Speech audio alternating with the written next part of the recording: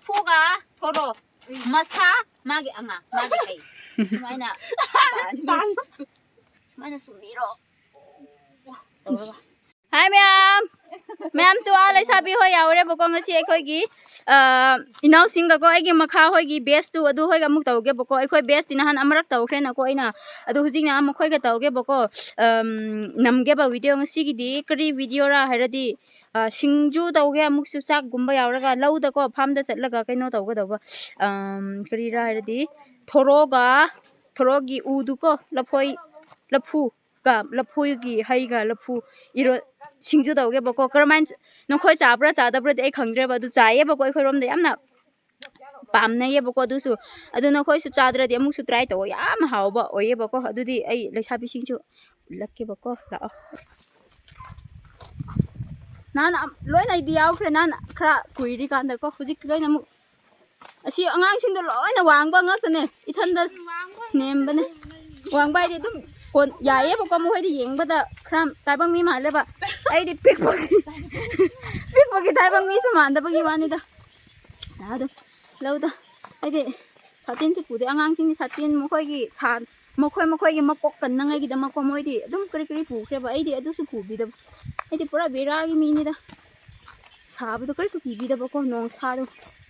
sa na phu ra di ai su amarak ti khang ging ga ni ba ma'am hujik ai concrete hai sa ke boko asi to ma'am na aina lei ama asi purple lei du asi tu ko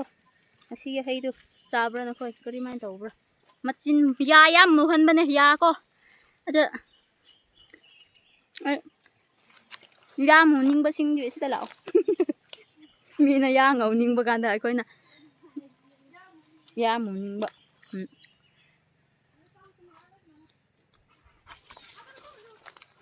cái tàu ấy bạn, muốn mà đi ăn là thùng mẹ bảo cô, chú,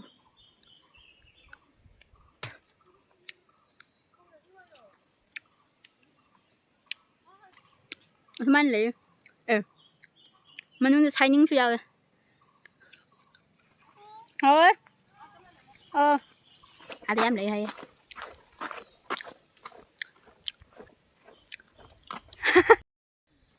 Yam na di pale ba lấy su yam lấy boko du ga di bera tai yo mu han ba ke ga to na ya ha de to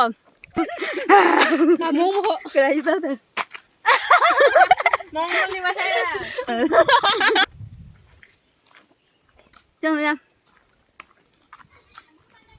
nong su su lại la crow nang gi singju za pham gi u du ne boko tai bang de am nuai kerman hai sira ai ya ya tak ta ba mi man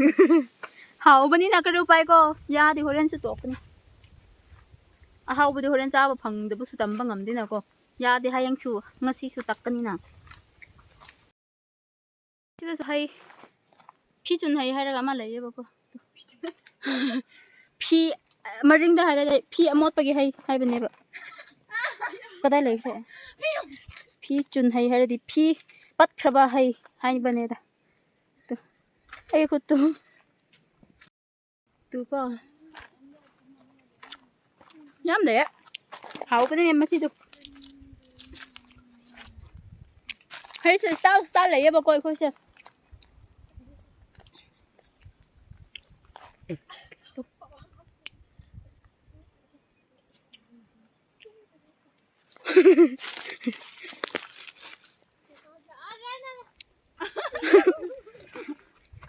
Hujik ti sak loi na khalle horan ni cha bagan de na utpi ga dawbadi mo khoi gi sakta sing du ko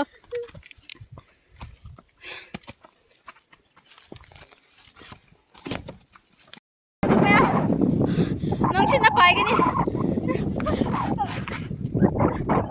pai ba ho krai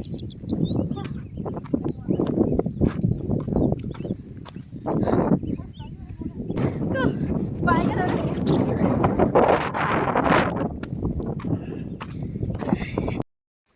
si ground apple ko we boko yam thum bu du cha khrabra cha dabra khang si lo yaw khra boko si ground apple asina king chili morok asang ba gi farm ne si tu morok tu ta bu tu chaning ba hoi khun ba la khro lo ba free ne free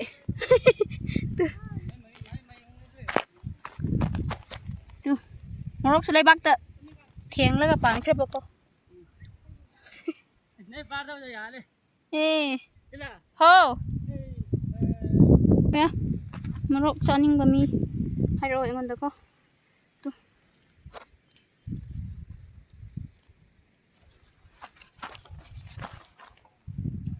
siaman tu tai ya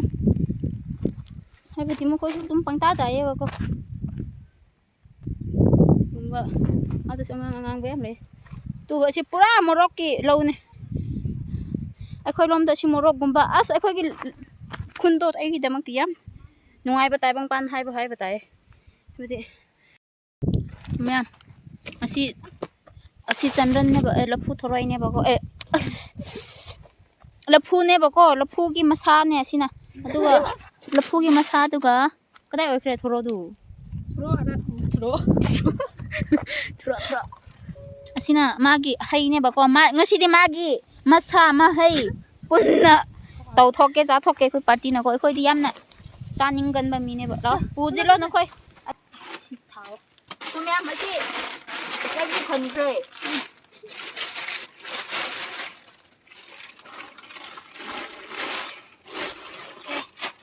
jem mayam thoro su yawe na ko si kadai cha kre ma ti lo phoi laphu ga thoro masa magi anga magi hai sumaina pan ko si oi re na ko sumaina pan bu ai na ani da sum hek laga mix taw ni ma bani no khoi chabra cha da bra ai khang de try di taw masa ya bne yam hau bun thuro kro kri taw adu ai ki bit yang kro ani yawe bu ko nag ni bu ko chawa no khoi chabra di asi thoro du kraman chabra ha de khoi ma do pis ka khrani na ko macha ka laga thum hab laga sumba tawga phi gi tap ta chu gani ba ko duga magi ma hi du lo thok kani lo thok laga akha bu du magi asi da khitang di thok pa ama lai na ko le ai gi machin da khra akha ba gi tap ta ma taw bu du adu du kaino taw gani ba yaw da na ngai gi da ma ko pachan ising sum gani ba ko asi su sum gani aduga adum style lo lage ba ko noi su chaw asi su yam hau ne singju khoi si si la ya si ma pum hau ne manum gi du si si uti không rồi mới si kong lai nong chak ban bi du ko hay cái gì thu cái me kong du ai na dana phu bi gra ba ma le ko ma ge first ke si kare sira masam man ba ma le na ko si adu padana lo tho o du ka amuk su sao la lo tho ni na ko si kra ya le mahau du sadra di chao try ta wo ba ko se ma ta wo no koi kri phau bra do yi mo ba phau e ba phau tra dei su kri gi no koi bu hai gi ni na cái nó tàu bao cô mẹ nó chỉ bazar sạch là gà cái nó tàu khờ à cháu đi lâu nữa bao cô cháu bây giờ chỉ mà cháu rồi gặp pin mà lấy bao cô đôi đi hậu tao bây giờ chỉ đi mà cháu ngang ngồi đi bên này bao cô đôi cái nào hay thọc đi gan đagi đôi này bao mà cái skin đó bây giờ na light thọc bio bao cô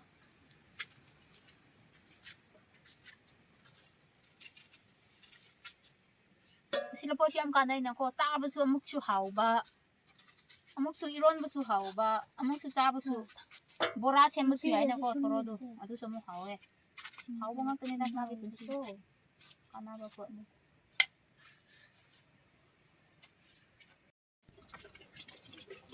dum singju nahan akhoi part lenga ga singju sa ba kan da changang yaw da bagi yaw ram la diam na hau ni he hai pa du no khoi na hai bi na ko adui gi ngasi di pot chai dum changang su yaw ra ge ba ko du changang do du changang pu kham changang da si plastic ta pu ra di anya chapati sugar loi na si da hap la ga pu tu ne ba thum da tu thum san ore sugar gi tap ta nak machin da nap la ga thak se ba si tespata hap khane ba ko si manam nung si na gi da ma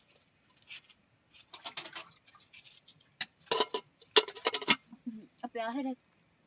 hai bul le aduga bora su sem gani ba ko me ตัวชีจะน้ำหนาปากปีเตอร์ด้วยนะโบราณเสียงกันนี่ค่อยดีเฮาบุเนี่ย Miam sida na za phutli. No se khoi si sa doi ni mia.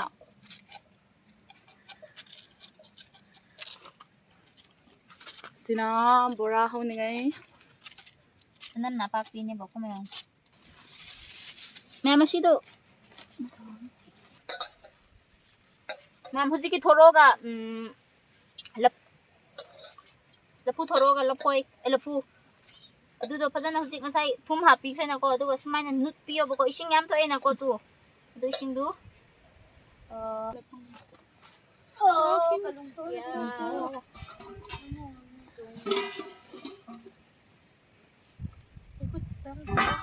sida ising do phajana masado to boko sumai tu ising tu pet thoe na ko tu asi ngamba makai sum tho aduga ising yaudre harga si matum da thambi ro bako isum go bomba kuti phajabane mayam horen diko loiba ganda di musra muraga kari haisira maitan chaba gi tak ta taw maitan bu pa kano taw bako tu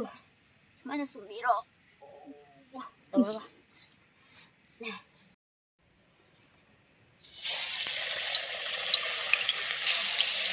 मागे सिगी खांग थम्फम मखा दुसु अमा take पगी को फैना लैख्रे खांग सि सेलु the हाना लाउकी सिगी थोरो दु देसु माइना सुम्बिरने बको अदुगा दुम होरेन असुम ख्रंग औ बक खखा उनारगा देन चाबो सु दुम चारगा कुनसु पुरक्तरे सिगी खाग स्पून न तौ जा नामसे कक्सिम बोरा अमा लैरे मिमी दसि अहुम मत दुकान द लैरमे बको अदुगी आ माना इसी दोइना वाई तौरगा अहुम मत लौख्रेबा अदुगा सि कक्सिम बोरा अमा लौरे असमाइना मुस्रक्ति मुइना को मुरसु हाउबने अमुने हारगा Sakta hauroi. Zan. Si habete Kuya. na bra Na bu ya ram ne hu ji. हाउने मो कक्सिङ सिदि हाउबने दा सिदि कक्सिङ दि कक्सिङ चाहिँ कक्सिङ गु जाबा दि यादेबा एना कक्सिङ बोरा कक्सिङ से आइदि यामना असि कक्सिङ बोरा खल्लदि कक्सिङ स्यामना Pamba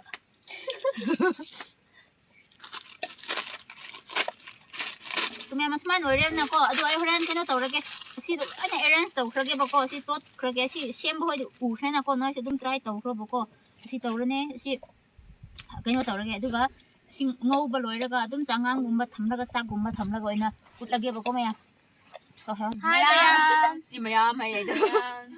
loikre boko semba changang asi kotna bagi dama chaki matum sida haupidai morok macha aduga sina kotna ngai lapoi laphu asina alu bora asina matrubi gi bora asina mo napakbigi bora ba ko asi changang hoi su loikre si shingju ngasai lapoi ga thoro gi ne ba ko adu asi chak tu yengo asi do thugaira do ren asumuk yaurakane bako chak tu asi hoi su yabne bai ga angang si su ekoi dile sabi wer su sak chaba kalle bako ma adu ikaira su ikaira pham thoktre na ko haibdi kan ba bu kan mane cha na ngai gi sem rak khrabani na cha akre bako ko su oiras no adu di huji ke angang ina no pisu mana nambi bako horen चाब can't Keck हौबा can't Pune sum friend तौरगा यानंगाई gi तौखरगे बा हुजिकति सि नंबा gi ज्ञान तादरे बको अदु चाबा यानंगाई दमा eco prayer तौरसे La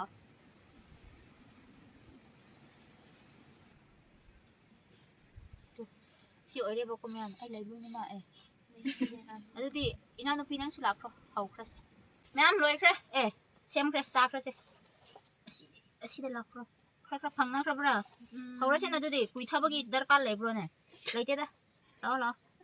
Tak ama de lo.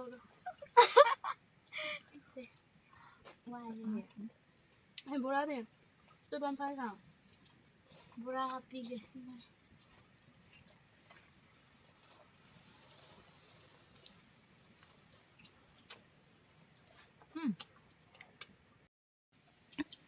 tu me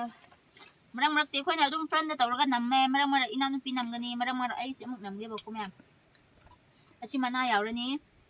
du asi shingju su yaw ra ni wish asi de ai ma chin chan gra ayan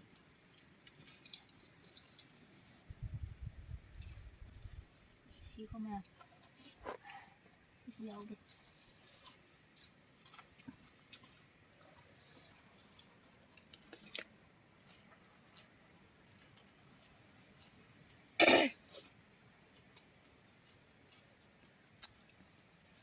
ta ko no ko son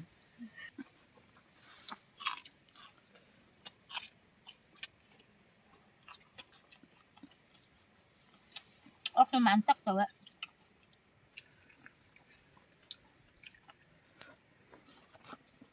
ngat kes patahap lagi menang dulu tak tri ba ko oyam hau na yêu yêu thôi đi thế cái cha lâu rồi kìa tụi mày sáu đi học rồi tin cho lệ đi hay mà chín su yam đi tay băng đi yam là cả nó khối su thôi đi rồi Moro khá bây giờ. nó khá bao gì Cha ê sa em chọn. Aduh. Sa thôi aduh sa em chạy hay gì vậy. Singju em chạy hay aduh. Anh sa được em nó sa được bự lên trên này có. Chân là phong nọ ninh gì rồi.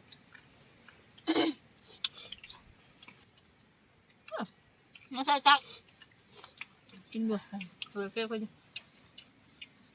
Anh hai bữa tôi coi chứ. Đi sao bây giờ chaba ka lebo ko ai bade ai bade ai bade kalle da kaya sini chakan bilay sa sing ai bade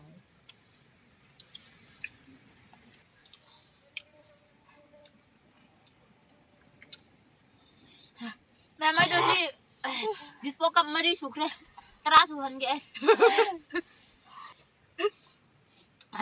tu mamiti manung do sangkra bane pi tu pirang tu manung tu om laga lai ba pham laga om laga